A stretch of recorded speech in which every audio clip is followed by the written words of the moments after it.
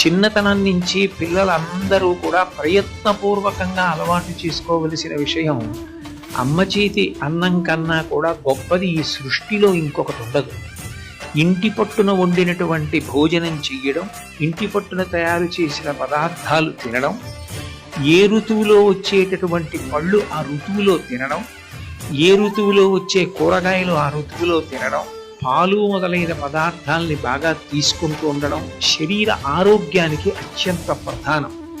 మీరు ఎంత బాగా చదువుకోండి, మీరు గట్టిగా ఒక అంతస్తు మెట్టు ఎక్కలేకపోతే, మీరు ఒక గంట సేపు నిలబడలేకపోతే, ఒక గంటన్నర సేపు మీరు మాట్లాడలేకపోతే, అప్పుడు మీరు ఎంత చదువుకున్నప్పటికీ కూడా మీ శరీరం మీకు సహకరించట్లేదు కాబట్టి మీరు సమాజానికి ఉపయుక్తం కాలేదు.